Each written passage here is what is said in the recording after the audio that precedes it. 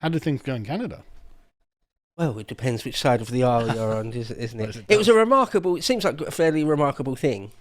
Or over the last 100 days or so, quite a remarkable turnaround. So the headline is that the Liberals won. Mark Carney and it's Trudeau's old party. Mm-hmm. They won, and it was only not that long ago, a couple of months ago, that the Conservatives were something in the order of 25 points up. Yes. So looks like a sort of a slam dunk. Should be a win. And something happened. And do we have a poll line? I think we've got a poll line, right? A nice map of the results. There you go. That's quite a remarkable thing, isn't it? And so it's basically the Donald broke their minds. You can see by the exact dates as well. Yeah, it's clear. Literally the very beginning of January. So Trump said all sorts of belligerent anti-Canadian things in it. We're going to make you the 51st state. Of course, it's just bluster. Of course, that was never, ever going to happen. Nonetheless, it broke a lot of at least boomers' minds in Canada. And so they decided to go, it looks like, well, there's no doubt. Yeah, there's no doubt that they actually have, right? Because you can see there the Conservative vote, dropped a bit. Well, substantially, actually, but it's the rise in the Lib turnout that's... Let's start with turnout. So it's 67%, which is not too bad. That's quite high. By British standards, it's not too shabby. Yeah.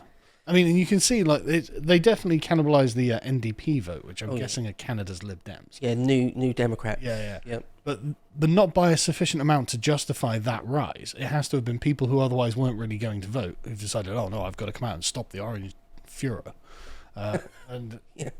Okay, well done. So let's just talk about that first of all, because I get the thinking from a Canadian Lib. I get their thinking about that, just a knee-jerk reaction. It's the evil Republican, right-wing, new Hitler dude in America is being belligerent towards us. So I'm yeah. So at the ballot box, I'm going to vote Liberal. Okay, yeah. But I mean, I get it, I understand, but my thinking would have been that you'd probably want someone that's closer aligned to Trump. In order to get a better deal, rather than meeting fire, instead of locking horns, try and get someone that can make a deal and diffuse Trump in some way. But no, they decided not to go with that thinking, obviously. The Liberals may have turned Canada 1/3 immigrant in the last decade or so, but Donald Trump was tweeting mean. And have you considered... I know, if actually go to the second... The second Twitter link I got there. This is interesting, isn't it? So this is from the BBC. So again, it's the older generation. So let's just break this down quickly. So on the very far right there, you've got managing the federal budget and deficit. Nobody cares, right? No. Protecting public services. Nobody cares. These are not the most important factors when deciding to vote. Weirdly, making Canada a better place to live. For the red bar is 60 and over. They don't care. They don't. Yeah, I'm going to be dead soon. Yeah. I'm going to be dead soon. That is literally the least important thing out of any boomer on that entire thing. Also, of course, making housing more affordable because I've got mine, Jack. Yeah, we'll get to that in a second. That speaks volumes. So that one red bar there, that speaks volumes about sort of the boomer mindset, and we really do mean boomer in this case. Literally, it's 60 and over. Yeah. So making Canada a better place to live is literally their last priority. It's like, don't you have children and grandchildren? Yeah. Like, it's crazy, isn't it? Right, but you like to think that the idea that you can make a better world for your progeny should be universal. Well, it was universal right up until about 1960. Yeah. And the boomers all came of age in about that sort of decade. And for some reason, they decided, no, I'm the end of history. After me, the deluge. But anyway, so the next one, growing the economy. Again, very low, really. And then improving Canada's health system. Oh, you can see the boomer self-interest coming in here. Yeah, the boomers are very concerned. Well, how do I get my appointment? There are too many Indians in the waiting room. I definitely need my appointment. And then making housing more affordable. I own my own house. Why would I care about that? Says the boomer. It's selfish, isn't it? It's astounding. Just the most selfish point of view. Boom, boom, boom, boom, boom, every time. Crazy. And then, of course, reducing the cost of living is something that impacts boomers. So on the far left there, that was the important thing. But then the one just before the far left, dealing with Donald Trump. 50% of boomers said that this was the most important thing to think about. Remarkable, isn't it? And what do they even mean by dealing? Do they just mean like conversing with him? I Or do assume they mean actually, like, resisting. putting him in a box. Yeah. Resisting Donald Trump. I assume they mean. And so it seems that the boomers have come out and just said, well, the hell with the economy or housing or public services or the debt or making the country a better place to live. I just want Orange Man to be put in his place. Or immigration and demographic. Yeah. No. Orange Man bad. Just sprinting towards the edge of the cliff as fast as possible. Donald Trump's like, don't do it. And they're like, We're show you. Yeah. Crazy. Because again, the thing where Trump was talking about all those things he was saying about make Canada the 51st state and stuff like that. When Trump came in, he came in swinging on every front. Yeah. Right. And some would say flailing. But Yeah. And from their point of view, like MAGA people's point of view, I'm not saying they're wrong, I don't think they are really, but they just feel like Canada's been screwing them over for a generation or more here. They're just taking the mickey out of them, at least financially. And he just came in with some sort of iron fist. So I've got a few thoughts on this. I think that's giving Canada way too much credit. I don't think Canada's capable of screwing America in the way that it's been portrayed. But I mean, this was a definite sort of rake moment, I think. For Trump, he what he did is exactly the wrong things in exactly the wrong direction. He decided he was going to come in aggressively and start like verbally punching at the purported allies of America, and then he was going to declare a trade war on China. It's like, no, you don't want to do that. What you want to do is make sure all the allies are on board, declare the trade war first, and point out how they're going to make out like bandits from it, and then once they're in hock to you and you've got them on the hook, they're like, yep, we'll put up tariffs against China too, and everyone's like, yeah, we're all coalition against China because China's eating our lunch. Then he says, right, I'm going to need something, guys. And where are they going to go? Then you've got them on the hook. Then you've got the Conservatives in power in various other countries in your allies' areas. And instead he's done it the exact wrong way, and he's absolutely destroyed the Conservatives in Canada. And it's just like, okay, America first only actually now means America alone. And I know there is a contingent of people who say, yeah, okay, that's what I want. It's like, okay, that's great, but we don't want to be governed by the libs forever, actually. And it turns out we've got a lot of flighty boomers who could have been won over by a bit of diplomacy, I think. So it's fair enough to come out swinging against, say, the Chinese, but you're saying it would have been better strategy for your closest allies, like Canada, to be softly catchy monkey, build a coalition from the base. Come out and swing. Look, everyone knew that there was a very high chance leading up to this that Trump was going to win, right? Everyone knew. I mean, Kamala Harris, Trump was beating her in the polls, neck and neck with the polls. And Trump, everyone knew that Kamala was definitely being overrepresented. It was a very, very likely thing that Trump was going to win. And look where the libs are, right? They're going down. Even into the election, they're going down. It's Trump's rhetoric alone. Seem to be. I'm going to annex Canada.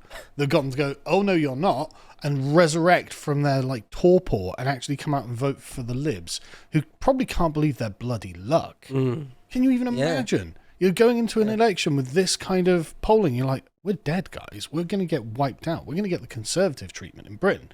We're going to get absolutely stomped. And then Trump just like, right, I'm going to take your country. It's like that doesn't play well with anyone ever. And so... Well, it plays well with the MAGA base. Oh, yeah, okay. Right? Anywhere outside of that. Yeah, I know what you mean. I know what you're saying. But it just does seem like a... Well, it's just that is a remarkable graph to look at. Historic. Because, I mean, if Trump had come out and said, look, I hate Trudeau, the Conservatives probably would have gone up in the polls. Right? Because everyone in Canada probably hates Trudeau at this point.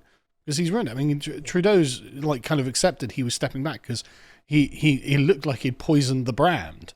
Until Trump was like, you know what, I'm going to save you, Justin Trudeau and the Liberal Party. And this was just exactly the wrong thing to do. The thing is, I mean, it was never going to be an 1812. If anyone doesn't know, America tried to invade Canada 3 times in 1812. Yeah, and we ended up burning down the White House. But that's not going to happen. So there was never all the talk of annexing Canada, making them 51st state, was always Yeah. pure bluster. And to me, obviously so.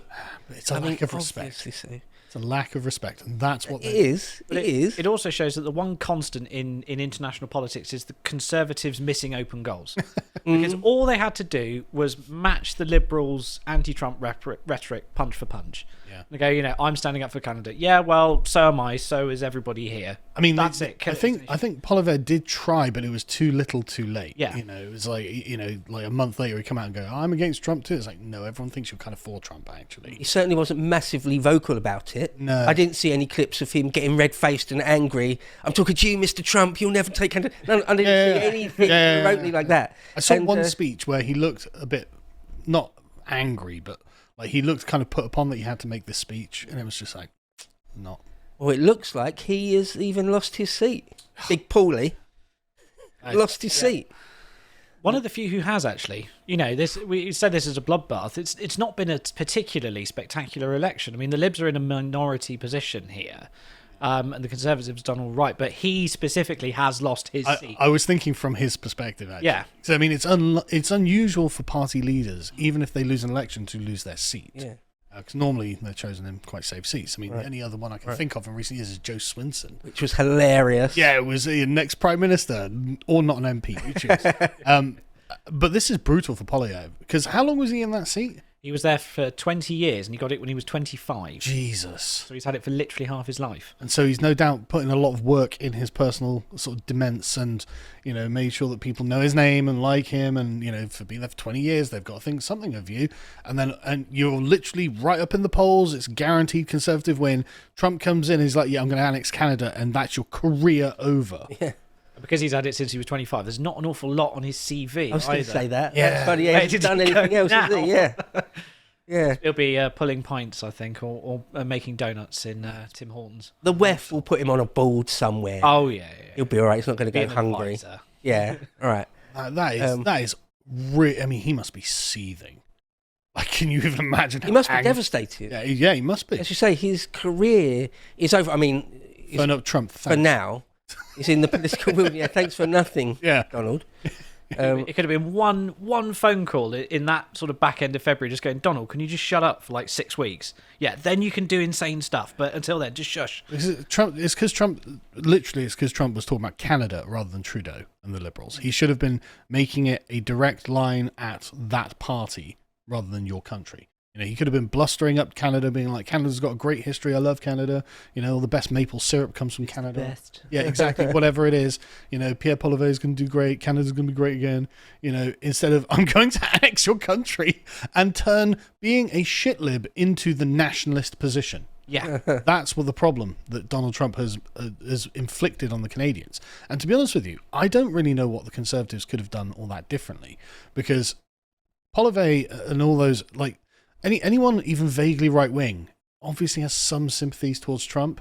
And so if Trump's like, right, I'm going to take over your country, you're like, I'll fight you, Mr. Trump. Everyone's still going to be like, yeah, but you don't believe it like I know that the Trudeau-style libs believe it. They come out and go, no, we will fight you in the trenches. And everyone's like, they actually will. Probably will, yeah. They're literally, they've pathologically hated Trump since 2016. I agree that they're going to do it now. Whereas if you're the Conservative, you're going to like, well, I will be a bit of a Neville Chamberlain on it. And so I don't know what he could have done. The other thing that Trump did, other than just the blustering about annexation, was talk big about tariffs with Canada. So, Canada have been eating America's lunch just in terms of trade a bit. And Trump decided just to, put an end to that. And, if you're a Canadian patriot in any way, you're gonna hate that. But... And if you're a Canadian lib, you can definitely lean into the sort of globalist free trade argument against Trump here and say he's a reactionary, he's divisive, he's this, he's targeting Canada. We need to get Mark Carney in charge because otherwise we're doomed. The adults are back in the room. Yeah. So a little bit about Carney then. All Brits know him because he was governor of the Bank of England for a while. He was, yeah. And even I think during the credit crunch, I hate that expression, but during that financial crisis, what is it, bloody 15 plus years ago now, but so one thing I'll say from, obviously he's an old Goldman Sachs globalist shill type person. Yeah. He's exactly the worst person to have in charge, actually. But despite that, he does give off this aura of sort of calm competence, we'll keep